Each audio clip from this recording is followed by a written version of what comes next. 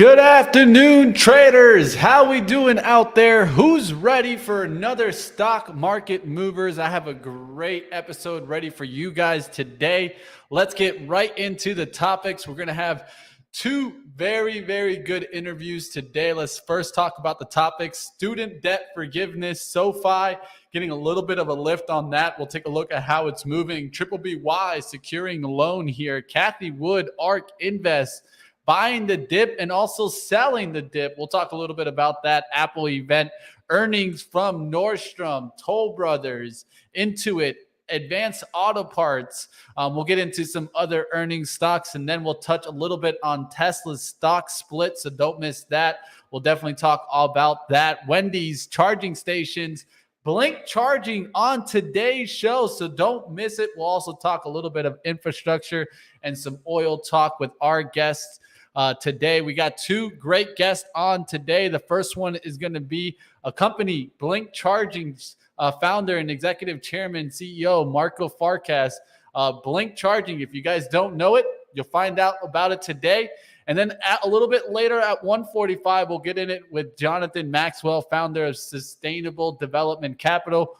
Welcome to Stock Market Movers. I'm your host, Money Mitch, and let's dive on into today's show. There are three ways to make a living in this business. Be first, be smarter, or cheat. I can't help you cheat, but I can give you the informational edge to help you succeed in the markets. Welcome to Stock Market Movers. All the market moving headlines and expert opinions every day. They say money is the oxygen of capitalism, and I want to breathe more than any man alive.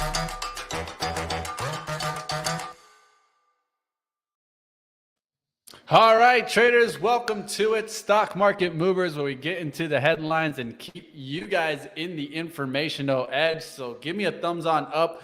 And if you're new to the show, say hello in the chat. Let me know what stock caught your attention today, so I make sure to cover it right here on Stock Market Movers. Let's go ahead. Let's take a look at what is moving out in the markets. We're going to dive first right into our show, but I want to take a look at the SPY. The SPY is coming down pretty fast in the last kind of 15, 30 minutes here, as you've been seeing it from about 12 o'clock on start coming back down. We'll see what happens with it. It's just been playing that kind of choppy game, right?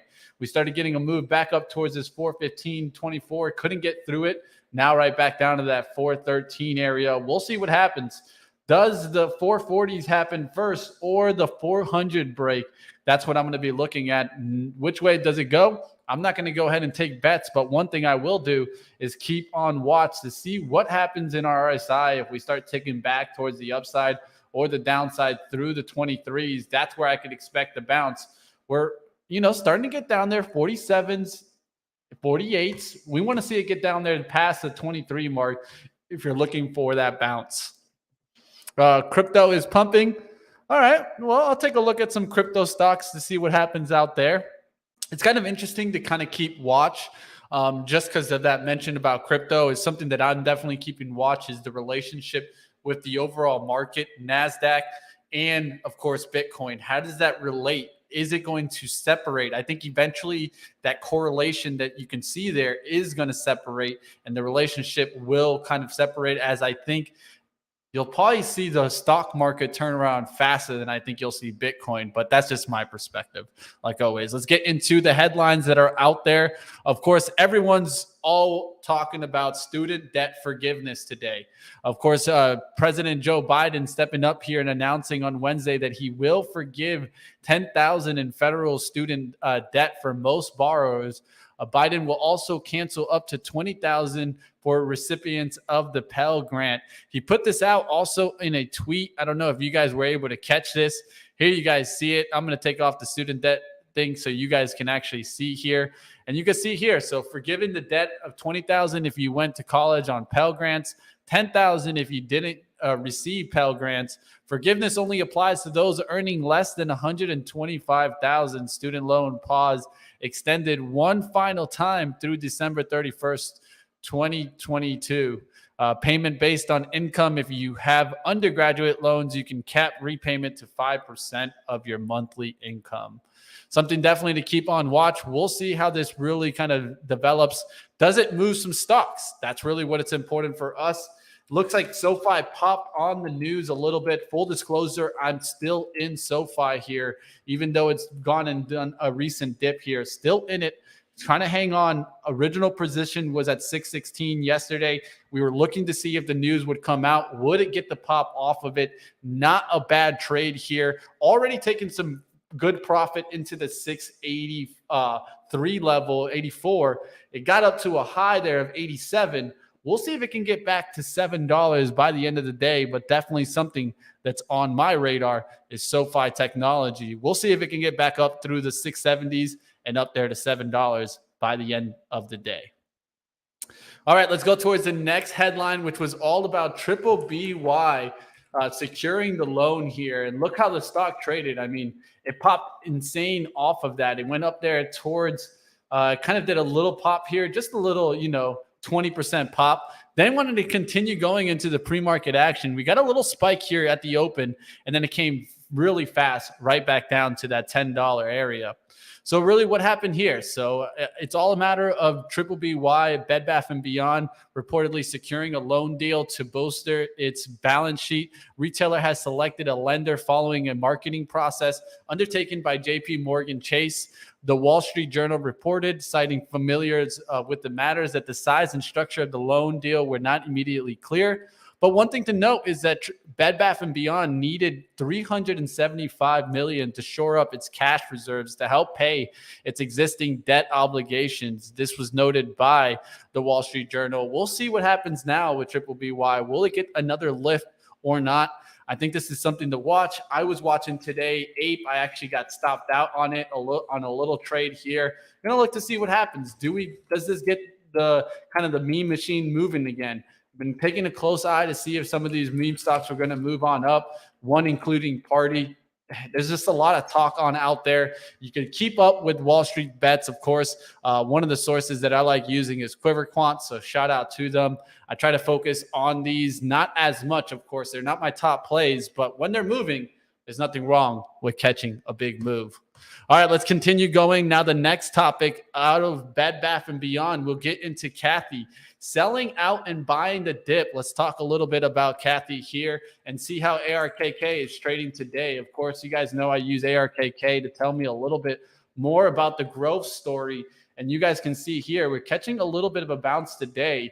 We'd like to see what stocks are kind of leading this. And it looks like we got some of our healthcare names up here at the top with some big moves on up. Diagnostics and research also, NVTA, PACB, but these had made massive moves before. We'll see if they can continue. DNA, a biotech stock, Beam, a biotech stock. So these are the stocks that are up on the top of ARKK, kind of leading the rally back. Of course, Tesla's move up today isn't going to hurt it. It's up there by 900, but starting to fall now. Interesting to note, but let's go back to Cathie and find out what she did. So Cathie Wood's ARK Invest dumped around 293,000 shares of NVIDIA Corporation.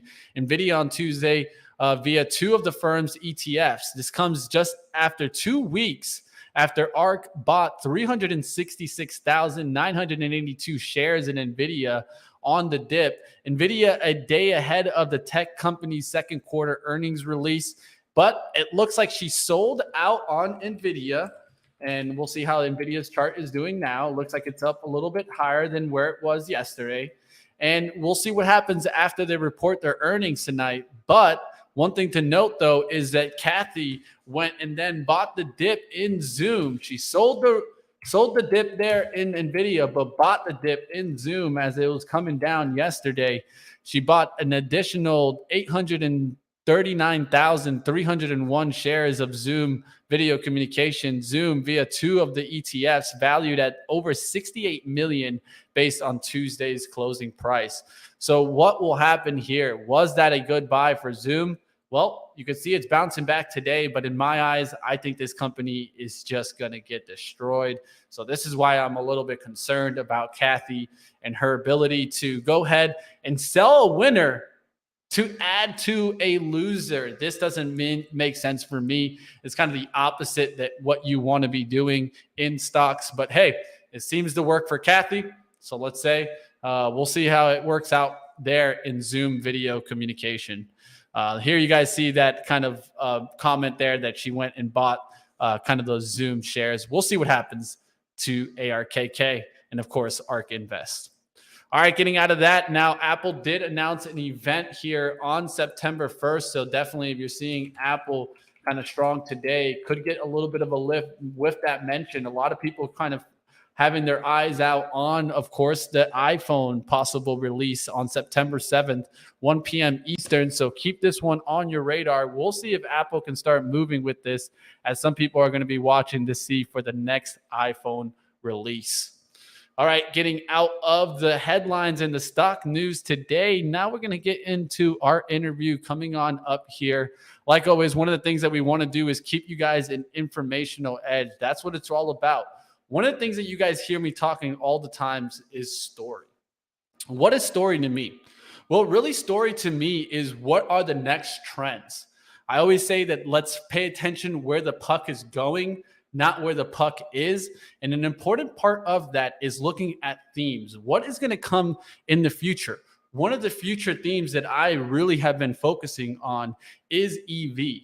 And when we talk about EV, it's not necessarily just the auto manufacturers like Tesla. You can look at Lucid Motors, whichever one you want to look at, Fisker. It's not just only the auto manufacturers, but as how we say here on Benzinga, the thing behind the thing. What is needed for that EV adoption? Well, we're going to get into it with our next interview here with BLNK Charging. I am super excited to dive on into this theme. As you guys know, I'm really big on focusing on either if it's charging infrastructure, whether it's autonomous plays, whether it's just focusing on the materials behind needed for these EVs. So let's dive into today's interview. Let's go ahead. I think it's no better way than going and definitely bringing on here. We got the founder and CEO here of BLNK Charging, Michael Farkas. Let's go ahead and dive into our first interview today.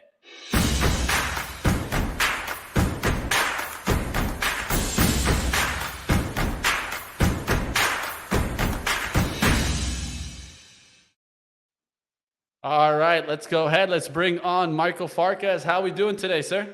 Doing well. Yourself? Welcome on to the show. Excited to dive on into one of my favorite themes. Of course, everyone's looking at the story of EV and how's it going to work. And I know you probably caught what I just talked about, the thing behind the thing. I feel like you guys truly are that. So let's dive into it. The first question I have for you is, first, give us a recap for maybe some investors that haven't heard of BLNK Charging before and how your recent Q2 performance went. Actually, our performance went very well. In September of this year, we are now starting our 14th year of doing business. Obviously, that was before any of the EVs hit the roads. So we planned prior to the vehicles being ready. And we knew it was going to take a very, very long time for real vehicles that consumers would want to drive and enjoy, not the compliance vehicles that were the initial rollout of EVs. So we're definitely seeing some exciting times. You can see from the growth in our revenues, the growth in the amount of charging stations we've deployed, and in our acquisitions. And that's one of the ways we've been growing our business, both organically and through acquisitions. Excellent. Now let's go ahead. Let's talk about those recent acquisitions and how those acquisitions will really bring value to investors. It's very simple. This is a business that's ultimately going to be consolidated. We were actually the first round of consolidation. We were the consolidator. If you look at BLNK today, we're now about 12 or 13 different companies that we've acquired, either the business itself or the assets of those companies. So it's been in our DNA really to go out there and acquire businesses. And if you look at how we've expanded globally, instead of just going into an area with no boots on the ground, no relationships, we typically acquire someone who's there, who has experience, who has relationships, whether it's with property owners or whether it's ultimately with municipalities that have relationships and have access to capital. But we've typically expanded through initial acquisitions in geographical expansion. Excellent. Now, I think this question is one of the ones that I think a lot of people are trying to hear from is how will the Inflation Reduction Act affect the company? Very positively. We're really going to be through this act and through the Biden administration's actions. We're now going to be able to go ahead and have money in the hands of the everyday American. In the past, a lot of these subsidies were for very expensive cars. They're limiting the amount of money that one could spend on the car in order to get these rebates. You're also capping certain manufacturers in the past, which will no longer take place. Some of the companies that manufacture lower cost EVs are now going to be able to get into the action again. Most importantly, the more EVs that are on the road, ultimately, we will have more business because we're the ones who fuel it. And it's amazing how in your opening, you discussed, those that are like the enablers, not necessarily the car companies themselves. Study history, because history has an unbelievable way of repeating itself. And if you look at automotive, the typical internal combustion engine car, almost every single automotive manufacturer has gone bankrupt. If you look at all of those that have set forth to build cars, vehicles, from day one till today, you're talking over 99.5% have gone bankrupt. On the other hand, if you look at those that fuel the transportation system, those are typically the most valuable companies, or have been over the last, let's say, decade or so, or outside of the last, technological wave, have been the most valuable companies globally. Whether it's here in America, in Europe, in Asia, Latin America, South America, those that provided the fuel to the transportation of those local communities were typically the most valuable. And we believe that's going to take place again here. You have a lot of competition on the auto manufacturing side. Margins, continuously become reduced, but those companies that supply the fuel are those that have the fattest margins. And we believe, again, as I said, it's not going to be much different in the future as it was in the past. Definitely, the thing behind the thing is one thing that we always look for, and it's repeated in the past. It's the razor and the blade. Yep. It's really the razor and the blade model, and people don't realize that when you look at the car and the gas, it is the biggest razor and blade model that there is. You need that fuel over and over and over and over again, and you're going to spend a considerable amount of money fueling your car. The good thing is with EVs, you'll be able to do it in a cleaner fashion, and for much less money to fuel your vehicles. But ultimately, we believe that you're going to have vehicles all over the world in areas that did not have them before. China, India, where you're going to see an equivalent of how many Americans, car per capita. We're going to see an equivalent take place throughout the world, and that's going to drive many, many hundreds of millions of more vehicles on the road. And the only way to truly fuel those additional vehicles is not through gasoline and fossil fuels, but it's focusing on renewables, solar, wind, whatever other technologies. Nuclear is a big driving force. We see how China's viewing their marketplace. So ultimately, it's about having clean energy that's fueling our transportation. Excellent. Now let's get into that expanding footprint that you kind of mentioned there. Let's talk about what's next for the expansion. There's a lot of areas where, you have some compatible to charging infrastructure, but what is going to get you guys to expand on over? I know there's been some recent developments in kind of Central America. What else do you have for us? We believe that, any area where you have transportation, you're ultimately going to need EV charging infrastructure. We look at this as a global business. We don't look at any market as too small or any market as too large. We typically like to have local partners in areas that we expand to, and we don't have boots on the ground ourselves, and we're going to continuously do so. Whether that's through organic growth in the areas that we expand in, typically through acquisition, we're going to keep on growing those businesses as we've seen with some of our prior acquisitions. When we look at our acquisitions and how we want to grow through them, it's about having a footprint. This is still a land grab. If you look at the entire global marketplace today, there are roughly a few million viable charging stations at most globally. If you look at the estimates by 2040, you're looking, 350, 450 million charging stations are going to be needed to supply fuel to mobility globally. So we're really at the embryonic stage of charging infrastructure, and our goal is to expand in every area we can. And again, that is through organic growth, going out there and just getting more and more locations.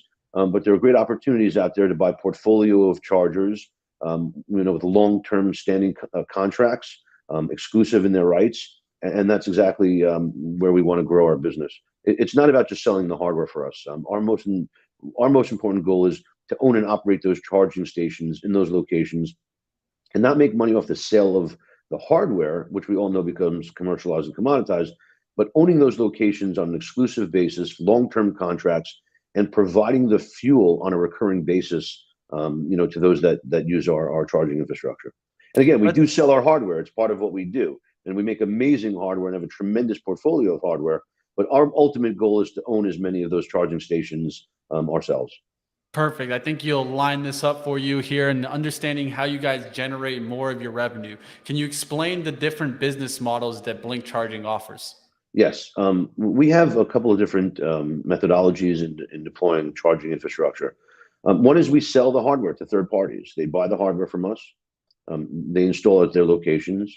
If it's connected to our network, which drives traffic and allows them to use mobile applications and all this other functionality, we get paid on a monthly basis per unit for connectivity. And in addition, we have processing fees.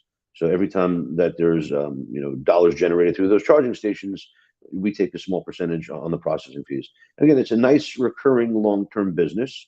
But the problem is the contracts could theoretically be canceled anytime. If the vendor at the location, wants to pull out the hardware and put something else in, there's no contract that creates that stickiness.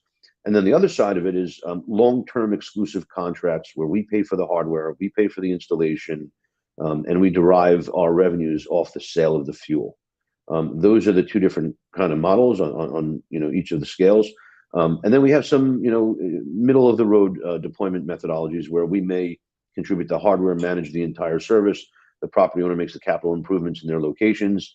And then we have, a fair share in the revenue stream that's derived from the charging stations. But it's really about who contributes more to the deployment. And that's how our relationships are governed with our property owner partners. And again, there's so many grants and rebates that allow us and our property owner partners, to really have subsidized deployment of charging infrastructure in our locations. And with the new plans, from the Biden administration, it's not only the Reduction Act, but you're really looking at the other monies, the $7.5 billion that the administration has earmarked from prior programs. That money has not really been spent yet. That the money is in the process now of getting spent. And we're very excited to see how that's going to impact our business, the entire industry.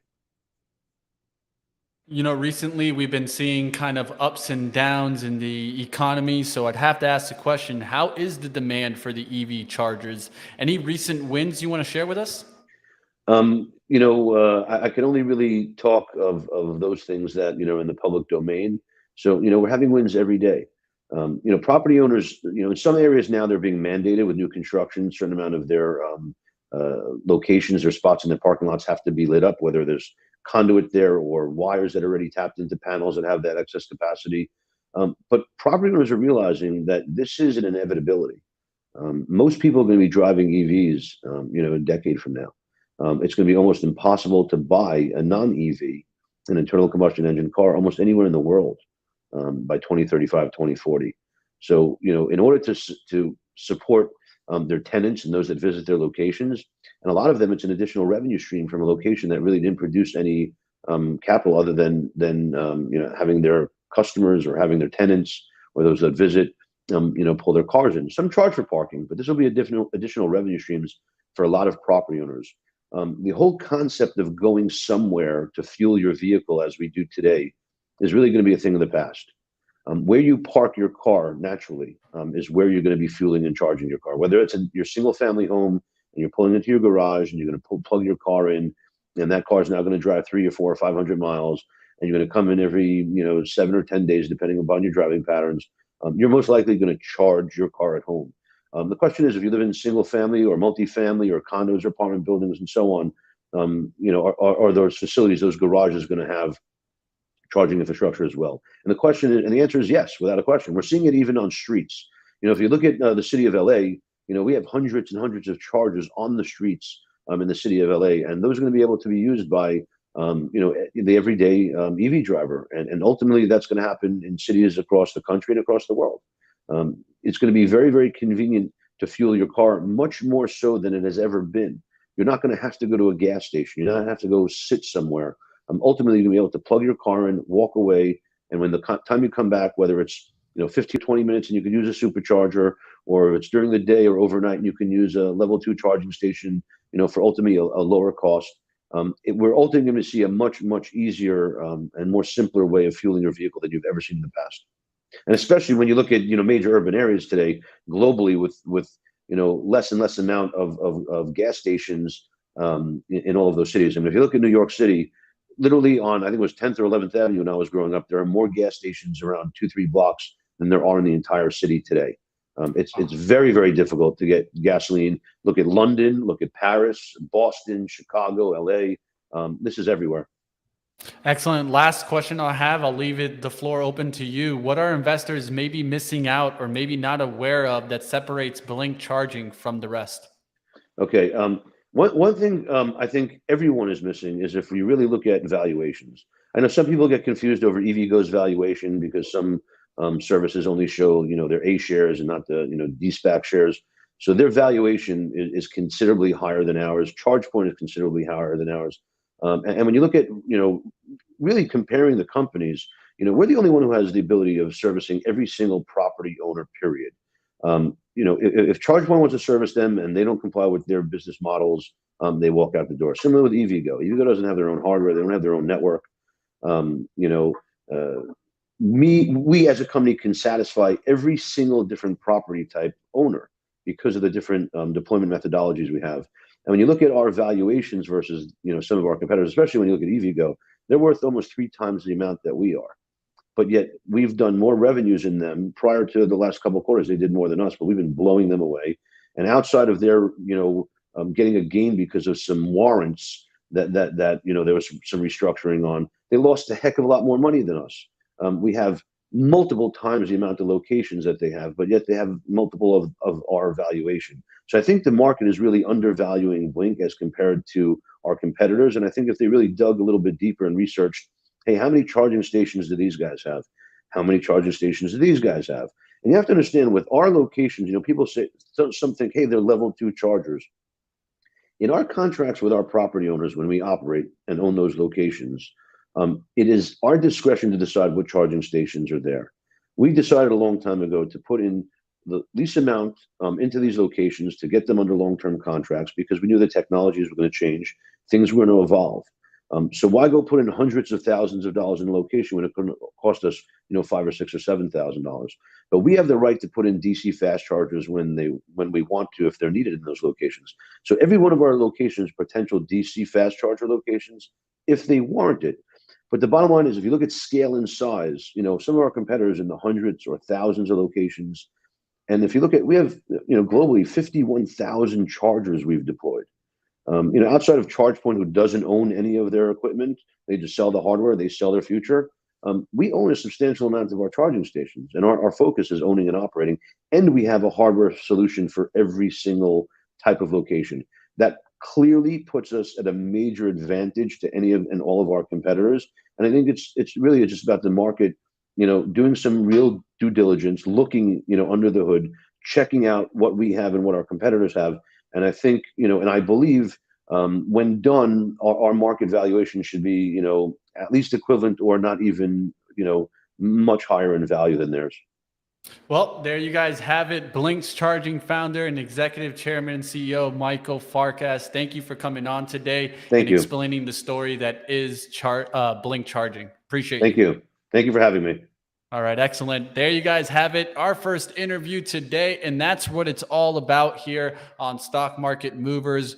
We're trying to go ahead and get you the headlines that are moving stocks, and of course, go to this interview to keep you guys in the informational edge. I thought that was a great interview there. If you guys are just jumping on in, I did see some people jump on in the middle of the interview. Feel free to rewind and maybe catch up, put it on 2 times speed, whatever you need to do. But check it on out. Great interview there from Michael Farkas, Blink CEO. Let's go ahead. Let's get into the other headlines that are out in the market right now. Want to go ahead and reshare my screen here so we can go and take a look at what stocks are moving out there right now. Let's take a look. We just finished up talking about Apple. SPY kind of holding on here around the 412.75s. Will it break through the opening price? That's what I'm going to be watching, 412.13s. That can give us some signs for some downside continuation. Let's go back towards it. We already got through the Apple. Let's get into some of our earnings stocks today. Let's take a look at Nordstrom, see how it traded in the intraday action. Nordstrom coming down really fast. I mean, after hours, it got hit hard on the earnings and continuing the downside action as you're seeing JWN down there, and it's down about, what do we got here for the day? It's down about 6% on the day and coming down fast here through some major support now. It's starting to really hit around the 19s. I got around here 1970, and it's down there already to 1870. So blowing through that support here. Let's give the numbers. EPS at 81 cents, beating the 79-cent estimate. Sales at 4.09 billion, beating the 3.95 billion estimate. They did lower guidance, and I think this is definitely bringing them down here. They see full year 22 adjusted EPS on the low range of $2.30. High range of $2.60 versus the estimate here that was at $3.05. So definitely a little bit off there. What did they report in the earnings? CEO Erik Nordstrom giving here customer traffic and demand decelerated significantly beginning in the late June and predominantly at Nordstrom Rack. And so there you guys see, definitely getting hit hard. Let's see how Macy's is trading off of this also. Yesterday was getting a little bit of a lift, giving up some of those gains now all the way back down there towards before their kind of pop that they got on their earnings. So interesting to see the retail mixed bag that we've been getting in retail. It's a tough trade, really. I can't see which way it's going, and retail is just all over the place. Some of them saying that they're a little bit better, some of them giving more inventory concerns, but really the focus here that I'm going to point out is the guidance. That's really what's been moving stocks lately. So pay attention to that guidance in the earnings calls. Let's keep going. Let's go towards the next earnings stock. We're going to get into Toll Brothers. Want to catch up with the chat really quickly. I do see a lot of you guys out there, so shout out to you guys. Appreciate you guys coming on by for the interview and for today's show. Brian, Thomas, Gotch, Bourne, Shannon, OP, David, gotcha. Keep it going. I appreciate you guys hanging out here. Sabrina, that's what it's all about. Thank you for guys coming on over and checking out the interview today. Let's keep on going. Let's go towards the next one, which is Toll Brothers. It's an interesting stock because I've been waiting to see what happens in, of course, these kind of home builders. But look at this. Came on down here in the after hours with the earnings, and then in the intraday, boom, a nice spike on up. A lot of this could have been coming from the mortgage numbers that came out this morning that were a little bit better than expected, but we've been seeing nothing but downside and talks of housing recession. So I'm just not certain of this move back here, but it's something to keep on watch as Toll Brothers tries to make its way back to 50. If it can get back above 50, it won't be the worst chart. I say also I'm watching the ITB. Look how this is coming, bouncing back. I'm keeping an eye on Lennar. Will that get back through that high, that 89? If it does that, then yeah, you can call this right back into it. It broke a trend line for a while now. Toll Brothers came down with that break. Let's see if it can recover, at least into the 49s. All right, let's go towards the next one. Intuit here. Let's go ahead. INTU. And it's not trading the best here from the open. It looked good right at the open. It spiked up there towards a high of 487. I'll give you guys the earnings here. Toll Brothers. Oh, I didn't even read the Toll Brothers earnings there. Let me give you those really quickly. I'm sorry about that. Toll Brothers here. Toll. You guys see it up there. The EPS was at $2.35, beating the $2.30 estimate. Sales at 2.5, beating the 2.48 billion estimate. So it's definitely something to keep on watch as Toll Brothers lowers the full year delivery guidance, but actually making a step up in the intraday action. Next up, Intuit. Let's go towards that one. INTU. Intuit coming down a little bit, but you can see the spike in the after hours yesterday. EPS coming in at $1.10, beating the 98-cent estimate. Sales at $2.4 billion, beating the $2.34 billion estimate. Intuit sees full year adjusted EPS at $13.59 on the low end, high end $13.89 versus the $13.81 estimate. Sales at $14.48 billion to a high end of $14.7 billion versus the $14.47 billion estimate here. We'll see what happens in Intuit. Definitely trading a little bit sideways here. That's not the worst after you getting that kind of push on up. I think even if it closes sideways here, we're going to watch tomorrow to see if you can really get back above that Tuesday high, which is 477.50. A close above that would not be looking too bad on Intuit. Not a bad stock to kind of watch. And it's been hanging on for a software application name, especially when we're starting to see some of these software names really get hit. All right, continuing here, the next one up, Advanced Auto Parts. And this is always one to kind of keep on watch. Let's take a look here.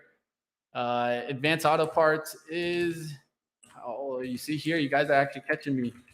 It's AAP. Come on. I was about to put AutoZone. That's why I didn't want to do it. AAP, Advanced Auto Parts, coming down here after it kind of came back up there towards the 200-day. Look at the 200-day rejection there at the 211s. Definitely came right back down. Let's take a look at the intraday action. Really getting pulled down in the kind of after hours yesterday, but then dropping again here at the open. Let's take a look at their numbers here. EPS at $3.74, missing the $3.77 estimate. Sales at $2.67 billion, missing here the $2.75 billion estimate, lowering their guidance. They see full year 2022 net sales at $11 billion to $11.2 billion on the high end versus the $11.34 billion estimate that was out there. So definitely, even on the high end, not reaching towards that 11.34 and getting hit here in the intraday action. We'll see if these can bounce back. But a lot of this also guidance has really been driving these stocks. All right, in a few minutes at 1:45, we'll be getting into our next interview. So stick around, guys. We're going to talk about oil. We'll take a look, of course, at some kind of natural gas talk, and we'll also take a look at what opportunities could be out there in sustainable kind of stocks, what kind of themes are into play. We'll talk about that coming up with Jonathan Maxwell, founder of Sustainable Development Capital. Let's keep going here. Next topic up, we're going to get into the Tesla stock split. So let's take a look how Tesla's performing today into the split. Getting that kind of push on up there towards the 910. I wanted to see if we could get above that level today. Looks like we rejected that now. Looks like we coming right back up here towards those levels. We'll see if it kind of closes in the red or into the green here. Now, I did get some comments from Gary Black. This is managing partner at Futures Fund. I like following him on Twitter. He's a pretty good follow. Check him on out. He did state that tonight after the close, Tesla's 3-for-1 stock split. After 2020's 5-for-1 stock split, Tesla rose 12.6% the next day on August 31st, then fell 18% in 3 days after the management announced a $5 billion secondary. This time, Tesla doesn't need more money, and Tesla has $18 billion in cash. Will it get the run? That's what we're looking out for. We'll see what happens. It looked good earlier on. It looked good right until this point where it started breaking right back down below the 900. We'll see if it's able to recover that $900 price point today. And that's going to be a big price point. Also, if we can get back through that 910, start trending back towards the 940s, is something that we'll keep in mind. Of course, this is a 3-for-1 stock split, so the price will be changing tomorrow. Don't go crazy. You know, it didn't go down. Just take a look at it, see where you're at. We'll see what happens in Tesla. Will it get back towards that 1,050? I think a lot of the bulls are looking at that. Or will it come back down towards the 810 and retrace about 50% of the recent move? All right, let's get out of the Tesla talk. It's time to get into our next interview. First things first, we're going to go ahead and give a Benzinga Pro trailer here, and then we'll be diving in to our next interview. Introducing Portfolio Synchronization with your brokerage. Now you can securely connect your brokerage account to Benzinga Pro, opening a world of personalization. Screen lightning fast news just for the stocks you own. Set alerts for news catalysts that affect only the companies you care about. It's all possible with a simple click and a secure protected connection. Overcome uncertainty and connect your portfolio to Benzinga Pro today.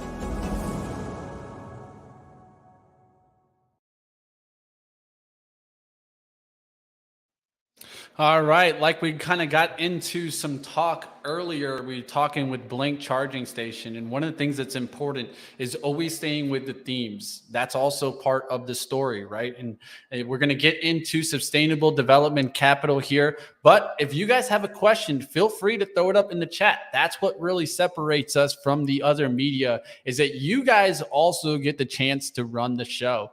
Let's get into our next guest here.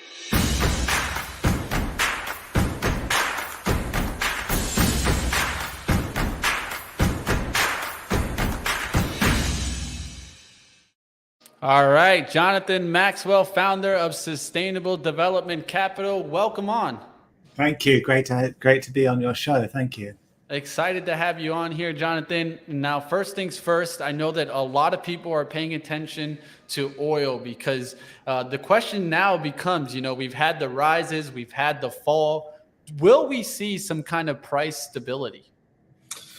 So, today is a big day in Europe. Prices are continuing to go up, particularly on fossil fuels, on natural gas. We've got increasing prices. Prices have gone up 4, 6, sometimes 10 times here in Europe, and that creates a global effect on pricing. We have very little short-term respite given particularly Europe's dependence historically on Russian natural gas, relatively few alternatives other than, I'm afraid, to come to the United States for natural gas and indeed oil, and further diversify sources or lean back on coal. So I think the pressure on energy prices is continuing, and that translates, unfortunately, into inflation and the price of everything from petrol at the pump to food. Yeah, I'm sure everyone in Europe is just keeping a close eye on seeing what happens. Will the crisis really get out of hand? Of course, everyone's going to be watching next week to see what happens with Nordstrom 1. What do you feel will happen here, Jonathan? Will Russia continue to play a strong arm? Well, Russia has been playing a strong arm for a long time. And of course, on the 22nd of February, Nord Stream 2 was suspended. On the 24th of February, Russia invaded Ukraine. We've had a huge disruption, fundamental, I think probably permanent disruption in European energy markets. I think all eyes on Nord Stream 1. In the meantime, energy prices have gone up so much that the European Commission today has announced a 280 billion euro package to pay the incremental cost to households and to business in Europe. There's a big question, though, which is, here we are, we have a huge energy crunch. Europe is turning to every country it can internationally to get additional gas and indeed turning the coal-fired power stations back on. But the big conundrum that I think we're facing, and this is one of the reactions in Europe, is we're dependent on gas and oil, but we're wasting enormous amounts of it. Europe actually wastes somewhere around 2/3 or loses around 2/3 of energy. In the United States, actually, for years, the amount of energy lost somewhere between extraction and end use is, again, colossal, about 70% under the Lawrence Livermore National Laboratory analysis. So here we are having a huge energy price increase globally, affecting everybody and everything, but we're wasting energy, wasting trillions of dollars with a huge impact on global markets and carbon. Yeah, now that leads into what are the opportunities really, right? Into maybe some sustainable energy in the long term. What are some opportunities that investors can look out there? And do you think that anything is being sped up because of the actions that are going on right now?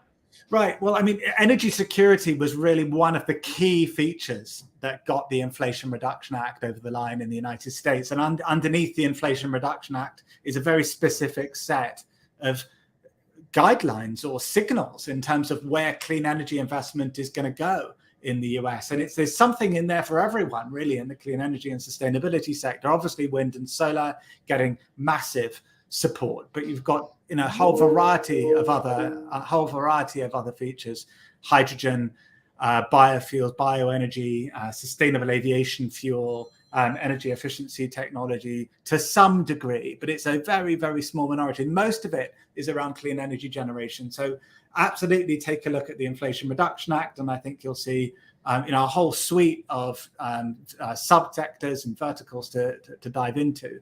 I think the point that we would make, though, is that of the $369 billion of acceleration, if you like, of money that's gone in from the US government, a very small proportion of that, somewhere between 10 and 15, maybe 20%, has gone into the energy efficiency story. That is the big economic opportunity. There you guys see it. Now, how fast do you see the transition to majority EV from gas-powered vehicles? I think this is an interesting question to ask. EVs are in the news almost daily now. How fast do you think we'll get to this transition? I think energy security is a big part of it. I mean, for years, this has been about the United States and Europe trying to find ways of running vehicles without relying on oil and gas. We always think about renewables as being electricity, but electricity is 20% of global energy. Where's the rest of it? It's heat, it's transport. It's very difficult to get people around and things around at the moment without depending on oil and gas. So electrification is an important part of an energy security package. It's also about much more efficient. So what they call the well-to-wheel efficiency of a car is very low. So you measure the embedded energy in oil you take out of a well and how much goes into turning your wheel around. It's about 15 to 30% compared to about 75% for electricity, what they call wind to wheel. So it's a much more efficient business longer term to electrify, and it also has massive benefits from a pollution prevention, particulate emission reduction. So with those things, it's got the potential to help with energy security, help with energy efficiency, and help with pollution prevention. The nuts and bolts of that mean that I think it's going to grow bigger, quicker, faster than anybody thinks. It certainly happened here in Europe, driven by regulation. I think it's going to happen increasingly fast in the United States. So obviously, having said that, there are substantial problems around supply chain at the moment with sourcing of batteries and resources that go into that. But I think longer term, you've got a huge opportunity around electric vehicles, particularly for road transport. Francesca coming in here from a question from our chat here, asking about what are some of the solutions to energy waste and where can most of the energy be saved? So I think the biggest part of it's around generation. Historically, we've built energy systems using centralized energy systems, like a big power plant. The largest part of it typically is run off natural gas.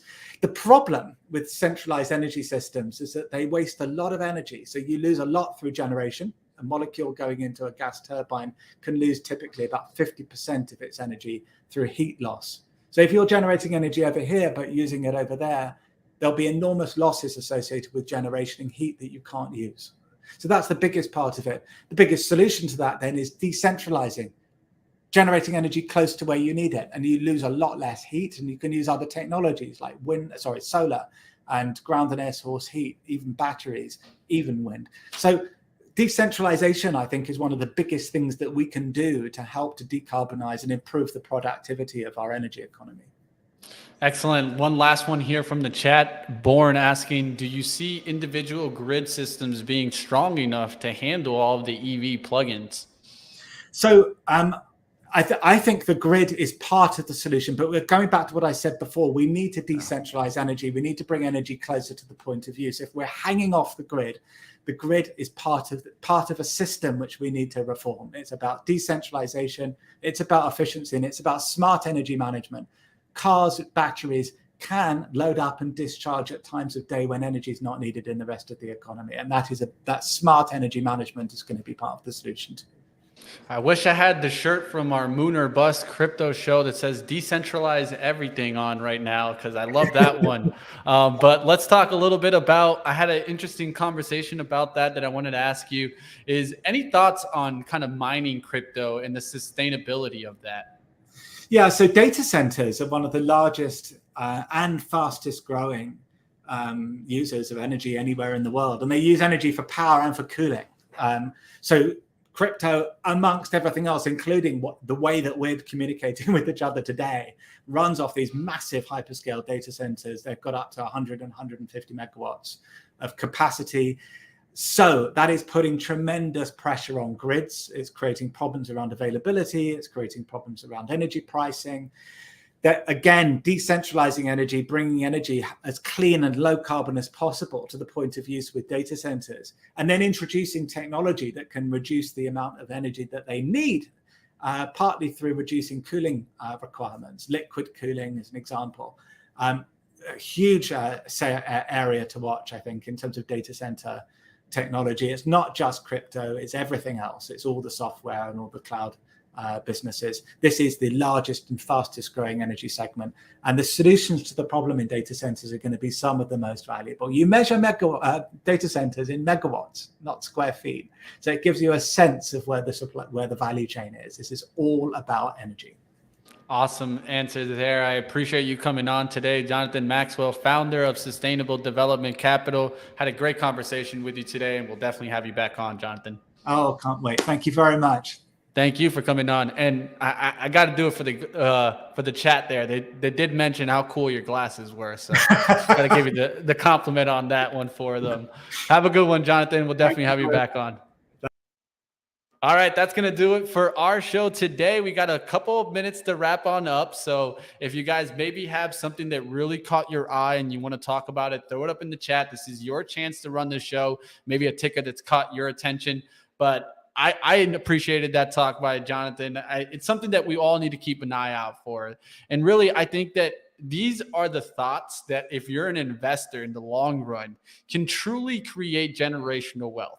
I know that term gets thrown around, but there's going to be some amazing opportunities that are really just starting to work themselves up in the next decade and maybe the next 20 years that I'm really watching for, whether it be from EV, whether it be from sustainability, whether it be from what you find out really happens with that decentralization. Will the grid kind of go into that direction, right? And so I think this is all something that you keep an eye out for, because the possibilities here could really help investors really create some wealth, which we're all looking for, right? It's not just an opportunity just for a trade, but something that we could really jump on, some themes, some story to really kind of ride on up with the next decade. All right, let's go ahead. Let's catch in the chat. What do you guys want to chat about? Is there anything on your eyes? I'll catch it in the chat. Now let's go towards what I was looking at. I know that we didn't get a chance to do at what was hot and what was not today. So let's take a quick look here. Consumer cyclical leading us up today. We'll see what happens there. Residential construction getting some lift, leisure getting some lift, gambling and auto manufacturing. I've talked about how Tesla was up today. I felt that as long as Tesla stayed into the green there, more than likely the auto manufacturers were going to stay into the green there. And you've seen Tesla hang on. We'll see what happens turn the end, but definitely getting some lift. Also, Peloton getting some news today. If you guys didn't catch that Peloton headline, what was mentioned there is that they're going to be able to go ahead and sell some of their equipment on Amazon. So that's why you're seeing the Peloton lift. The question is, will this push be short-lived? We'll have to keep a watch. All right, do see some other stocks being mentioned today. Let's take a quick look at some stocks that were moving. Still might add more to Drive that Mitch talked about in a while back. Hey, it's not a bad outlook, Miss Whitehorse. Of course, if you're looking for autonomous electric vehicles type of play, we talked about it with the Global X autonomous electric vehicle play here. I think this is definitely something that you keep on watch, right? I think this is an ability to get into something in ETF, whether that be the way that you go about it, either using an ETF or trying to pick the actual stocks. I think this is important for you guys out there to definitely figure out what it is that you want to be invested in. What do you see coming in 10 years, 10, 15 years? Because really, these are the opportunities that are really going to create our wealth. So look into it, whether it be an ETF, whether it be a specific stock, whether you're looking at lithium plays. I saw lithium plays hot today. Look at LAC, look at PLL, look at LTHM. There's a lot going on there. Look how those lithium players have really started to push. A lot of this is what I thought was a great opportunity in this year to get it at a cheap evaluation. So keep these ones on your radar. Today, we went into the interview with BLNK. BLNK having a good day on up there. ChargePoint also having a good day there. EVgo having a good day. So looks like it was a good day there for the charging stations. We'll see what happens in these stories and if they're able to continue making moves. I did see some stocks thrown up now. Looks like URA by Jay. I always take a look at what Jay has to say. Look at the global X uranium ETF. Not a bad one to take a look at today. I know I saw those kind of different plays making moves. You can see URG making a nice move on up today. UEC making a nice move up today. LEU, a lot of uranium plays getting that lift. I know Jay was all over those, so power to you, Jay, that you were able to catch those. All right, that's going to do it for me today. It's about to be 2 o'clock. I'll see you guys on At the Close. We'll see how this market closes on up. Will we get back towards the open? We're really close towards it. We're at 413. Remember, the open was around 412.13. So we'll see if we close below that or above it. I'll see you guys in a little bit on At the Close. That's at 3:30 p.m. Eastern. We'll have a little break in our content now. So if you want to take a little bit of a lunch break, like I'll do myself, and then I'll meet you guys on over at the Close. Remember, at 2:15, we will be streaming here. Biden's going to be speaking about the loan forgiveness. So if you want to catch that, you can catch that right here on Benzinga. So don't go anywhere. Hope you guys enjoyed today's show. We tried to get through all the topics. We also got, of course, BLNK Charging's CEO on today, and we talked to Jonathan Maxwell, founder of Sustainable Development Capital. Check that on out, and some of the topics that we talked about today. Let's cover them really quickly. Student debt forgiveness, SOFI giving a little bit of a lift, BBBY securing the loan, Cathie Wood, ARK selling the dip and buying the dip, Apple event earnings from Nordstrom, Toll Brothers, Intuit, Advanced Auto Part, Tesla stock split. Didn't get into the Wendys talk. Take a look at Wendys. We'll see if the E. coli situation gets bigger there. But like always, I'll see you guys on At the Close. Hit the thumbs on up if you guys appreciated today's style of show and everything that we are able to cover in 1 hour here on Stock Market Movers. I'll see you guys next time. Hope you guys enjoyed today's show, and hit the like before you get on out of here.